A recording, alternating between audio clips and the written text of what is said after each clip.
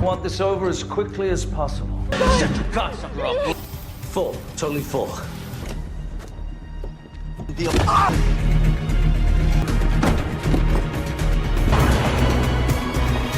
We just took $1 million. And that's just for the house.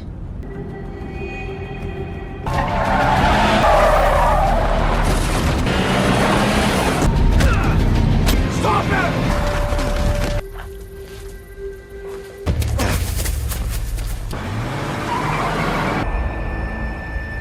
A man is sitting very still in the back seat of a moving car. Around him, 4 criminals are laughing and passing bags of cash between them. They have just robbed the Ohio State Fair of nearly $1 million, and every man in that car is celebrating. Except him. At the beginning of the movie, we are introduced to Parker, and he is the only one in that car who already knows how this ride ends. He knows this crew is sloppy and greedy, and he knows what men like that do once the money is in front of them. He just does not know it is happening in the next 60 seconds.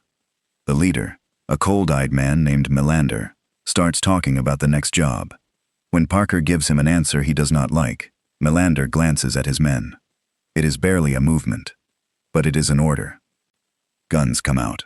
Parker moves first, driving his elbow into the face of the man beside him. Melander fires, but the car is shaking now, and the bullet hits the driver instead. Someone grabs the wheel, pulls it straight, then turns and shoots Parker at point-blank range.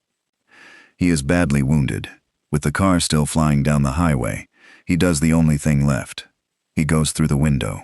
He hits the road rolling, tearing skin off his body with a bullet already inside him. But they are not finished.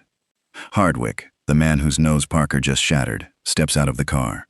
He walks up to Parker, who is half-conscious in the dirt, finishes the job, and leaves him there like garbage. But here is what those 4 men do not understand about the man they just dumped beside the road. To explain it, I have to take you back a few hours, to that fairground and one instruction somebody did not follow. Parker does not know these men. He is here because of Hurley, his mentor, who has spent 40 years in the business without being caught once. Hurley is also the father of Claire, the woman Parker loves. Hurley vouched for this crew. Melander leads it, Carlson plans it, Ross does what he is told, and Hardwick, the youngest, is the reason all of this goes wrong. They wanted Parker so badly that they handed him the entire operation, because everyone in that world knows his code. He never steals from people who cannot afford the loss. He never hurts anyone who does not deserve it. When he gives his word, he keeps it. Watch how fast they break all 3. The fairground is packed with families, music, food stalls, and children screaming on the rides. It is total chaos, which makes it perfect. 2 members of the crew move through the crowd dressed as clowns. They slip into a restricted corner and enter a crawl space beneath the counting room through a wall panel. Minutes later, balloons float above the fairground. To everyone else, they are decorations. To the crew, they are a signal that the men are inside. Parker is walking through all of it, wearing a wig and a priest's collar. A vendor waves him over to a dart game and refuses to take his money, because nobody charges a priest. Parker wins, then turns around and gives the prize to a little girl waiting in line behind him. Nobody was watching. Nobody was ever going to know. That is simply who he is. Hardwick has one job. He must start a controlled fire near the horse stables. Nobody is supposed to get hurt. The fire is only meant to pull the police toward the far end of the fairground. But when he gets there, the horses are still inside. Someone stops him, and he loses his temper and storms off. Remember that. It matters more than anything else in this movie. Inside, the staff and 2 young police officers are stacking the day's earnings. Parker knocks on the door in his priest costume and asks one of them for directions.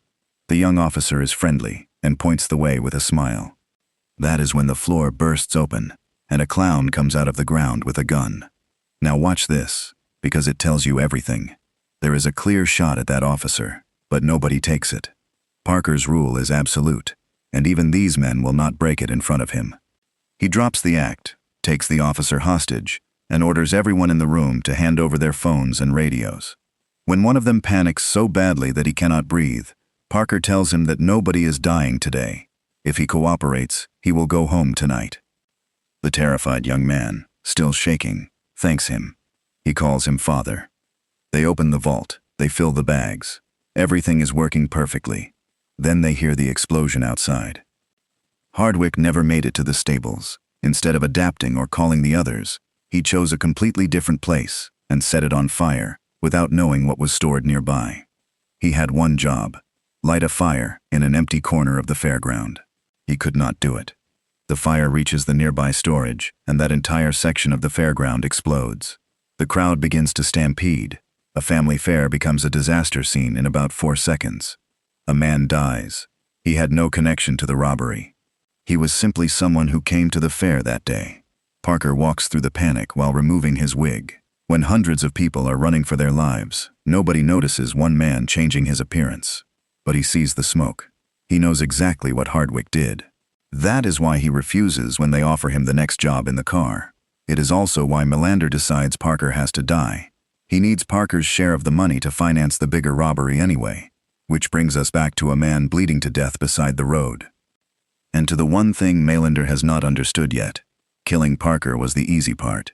Keeping him dead is going to cost this crew everything and bring in a man from Chicago whom none of them wanted involved. Then a truck happens to come along.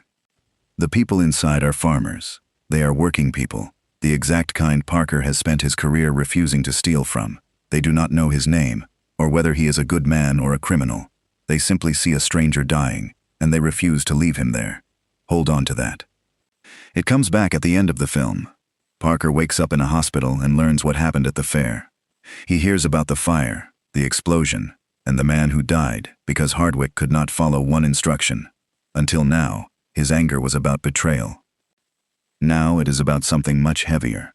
But he cannot stay. He has no name and no identification, so the hospital reported him. The police are already on their way. He takes down an employee, steals his clothes, and walks out disguised as a member of the staff. Nobody looks twice at a man in medical clothing moving a patient. Then he treats his own wounds and starts building the thing he truly needs: a new name. A forger can create a new identity for him. Parker robs a check cashing business to pay for it, shooting one of the owners in the leg when the man refuses to cooperate. It is not a killing. It is a message. His code was never that he is harmless. His code is that he does not hurt people who do not deserve it. Then he calls Hurley, and Hurley immediately begs him to walk away.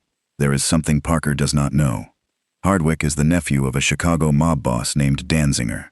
That means this is no longer about 4 men. It is now about an organization with enough power to kill anyone Parker has ever cared about. He goes anyway. Hurley directs him to New Orleans, where Hardwick's brother runs a bar. The brother makes the mistake of sending men after Parker. Trapped and in pain, he finally gives Parker one answer: Palm Beach, Florida. That is where the crew is. That is where Parker is going, although not for the reason you are expecting. Because right now, they have just discovered that he is alive. Danziger sends a hitman named Kroll. He is not an ordinary criminal. He is a professional. His first target is not Parker. It is Claire. He goes after her because a man like Parker will walk into any trap for the woman he loves. But Claire hears him coming, and she does not freeze. She escapes and disappears into a fishing camp. That is when Hurley makes his final attempt to stop Parker. Take Claire, run, protect all 3 of you. Parker's answer ends the argument. If he walks away, money is not the only thing he loses. Melander gave him his word, broke it, tried to murder him, and caused the death of an innocent man. If Parker does nothing, every criminal who hears the story will learn that his word means nothing. In his world, that is not simply a bad month. That is the end of him. So Hurley gives him advice instead. Palm Beach is filled with wealth, private security, and police. A stranger who rents a room will be noticed within a week. So Parker thinks bigger. He is not going to rent anything. He is going to shop for a mansion. He arrives using the name Daniel Parmit, pretending to be a wealthy Texas oil businessman from San Antonio. At a real estate office, we meet Leslie Rodgers, a divorced woman whose life has quietly fallen apart. She is broke, living in her mother's condominium, and desperate enough for a commission that when this man walks in, she holds on with both hands. Keep an eye on her, because the person who saves Parker's life at the end of this movie is not Hurley, and it is not Claire. It is the real estate agent. She shows him one particular property. It is supposedly empty, and was recently purchased by a man named Rodrigo. Parker's entire attitude changes, because there is no Rodrigo. Rodrigo is Melander. That house is the crew's base, and Leslie has just handed Parker the one thing he came to Florida to find. Then she asks him out. Parker turns her down. She does not know about Claire. She only knows that she has been rejected, so she runs a credit check and discovers that Daniel Parmet does not exist. Now she has him. But she does not call the police. She asks for a share of the money instead. Parker's first answer is no, but she makes an argument he cannot defeat. He is an outsider in a town where outsiders are noticed immediately, while she is a local who knows the people, the money, and their habits.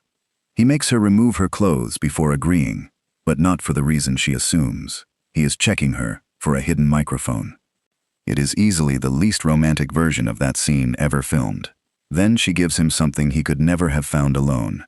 When Parker mentions that the crew's next target is connected to jewelry, Leslie tells him that a jewelry auction is taking place nearby. She has just given him the entire plan. This is where you discover why Parker came to Palm Beach. He is not there to rob the auction. He is going to let Melander rob it, then take everything from the crew afterward. But first he does the one thing that decides how this movie ends. He breaks into the crew's house while they are away, studies the layout, and hides loaded guns beneath the furniture. Then he finds their weapons, but he does not take a single one. He damages the firing pins.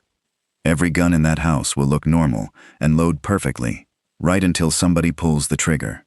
Remember that. He is preparing the battlefield weeks before the battle begins. Meanwhile, the crew enters the auction building early and hides fireworks inside the speaker system. When the people in that room panic, it needs to happen according to their schedule. While both sides are preparing, Kroll finally finds Parker. This is where Parker comes closer to dying than he did beside that road. The attack happens at his hotel, and it is brutal. Kroll is the first opponent who is as skilled as Parker, and Parker is still carrying 2 gunshot wounds. At one point, Kroll drives a blade straight through Parker's hand. For a while, it truly looks as though this is where everything ends. Then Parker gets him onto the balcony and throws him over it. Kroll hits the ground in public, in broad daylight. People nearby record it, and the video is uploaded online. Hours later, Leslie is at work watching a recording of a man falling to his death and realizing what she has become involved in. The next morning, a detective arrives and begins asking questions about Parmet. In the middle of the conversation, Leslie finds Parker bleeding inside her own home. She lies directly to the detective's face and gets him to leave. Then she does the last thing she wants to do. She calls Claire, who stitches Parker's wounds. As Leslie watches them together, she realizes that she was never part of the picture. And I will say it, Lopez is the best thing in this movie. Statham is doing what Statham always does. She is the only one playing an actual person. Despite everything, Parker says he is doing this tonight. It is the night of the auction. Private security guards are standing at every door, and the display cases hold tens of millions of dollars in jewelry. Nothing about this room looks like it can be robbed. Then the fireworks inside the speakers explode. There is noise, smoke, and panic. Guests in evening clothes begin running toward the exits. A firefighting team arrives at the doors. Except, they are not firefighters. They walk past security in full uniforms, lock the building behind them, and empty the room. They take enough jewelry to make every man in the crew rich for the rest of his life. Then they escape by water. There are helicopters, patrol boats, and roadblocks. Somehow, they still make it back to the house, believing the worst is behind them.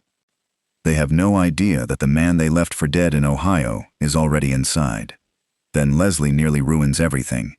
She is worried that Parker is walking into a house with 4 armed men while alone and still badly injured, so she drives out there. The crew finds her in the garden. Melander immediately understands whom she is connected to. She is bait now. They spread out and search the house for Parker. One by one, they stop coming back, because Parker has walked through these rooms before.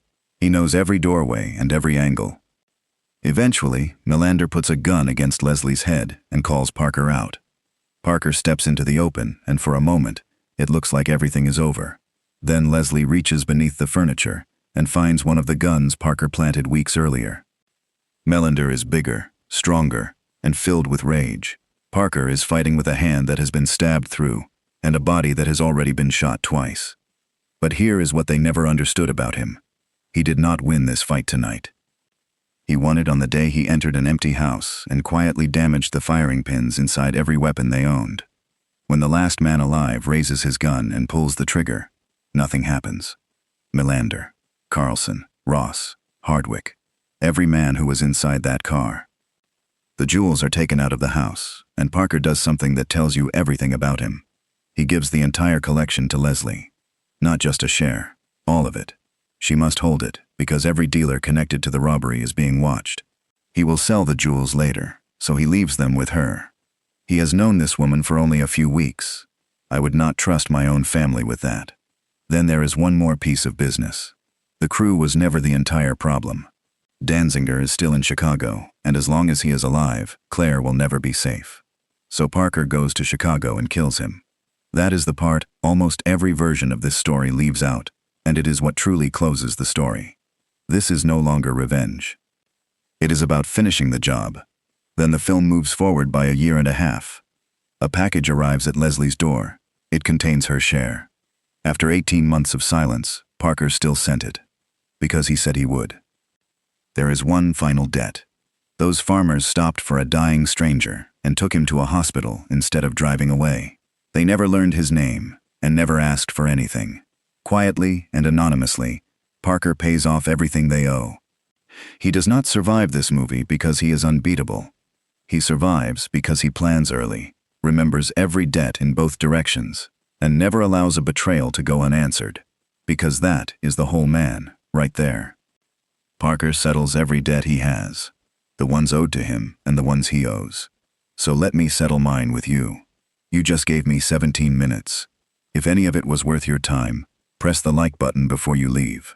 It costs you nothing, and it is the one thing that decides whether YouTube shows this video to anybody else. Then tell me something in the comments, because I truly want to know. Would you have gone after them? Or would you have followed Hurley's advice, kept the money, protected your life, and disappeared before Danziger ever learned your name? Be honest. Most people say they would hunt them down. Almost nobody truly would. And if you are new here, subscribe. I break down a movie like this every week, and I would rather not have to earn you back from the beginning every time. Parker paid what he owed. Your turn. I will see you in the next one.